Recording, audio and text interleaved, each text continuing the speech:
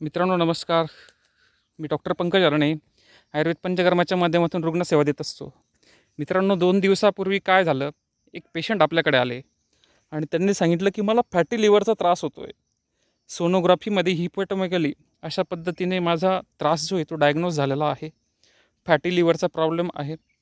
तर मला तुमच्याकडून भू आम्लकी कशी असते किंवा ती कुठे भेटेल, कोणत्या स्वरूपात भेटेल, कशी दिसते ते मला तुम्ही सांगा. मी त्या पद्धतीने सेवन करतो.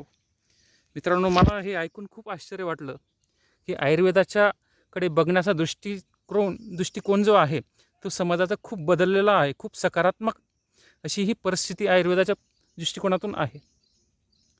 मित्रांनो स्क्रीनवर मी तुम्हाला जी वनस्पती दाखवतोय ती दुसरी तिसरी काही नसून भू आम्लकीच आहे. साधारणतः 2 फूट वाढणारी अशी ही औषधयुक्त वनस्पती. तर हिला ओळखायचं कसं आहे, तर हिच्या पानाच्या मागच्या बाजूला जे आहे ना, एक छोटे छोटे दाणे लागलेले असतात आणि त्यावरून आपण तिला ओळखायचं आहे. भू आम्लकी, भूम्याम्लकी, भुई आवळा अशा 3-4 नावांनी ती ओळखली जाते. फक्त 2 फूट वाढणारी, लाजाळूसारखी दिसणारी. पण लाजाळू याच्यामध्ये फरक आहे. लाजाळूला हात लावाल तर तिची पानं मिटवते, तर ही जी वनस्पती तसं काही हिच्यामध्ये नाही. आणि हिच्या मागच्या साईडला जे आहे बारीक बारीक दाणे तुम्हाला दिसतील. मित्रांनो काय आहे ना, आपण जे म्हणतो मूर्ती लहान पण कीर्ती महान, अशा पद्धतीची उक्ती जी आहे ती ह्या भुई आम्लकी संदर्भात एकदम खरी आहे. आयुर्वेदाच्या दृष्टिकोनातून अतिशय उत्कृष्ट प्रकारचे औषधी गुणधर्म या भू आम्लकीमध्ये आहेत.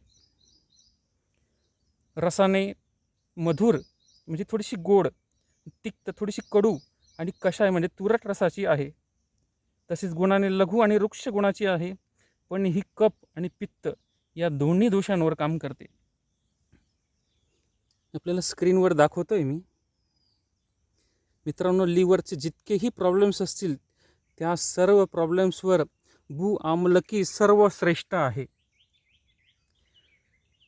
त्यानंतर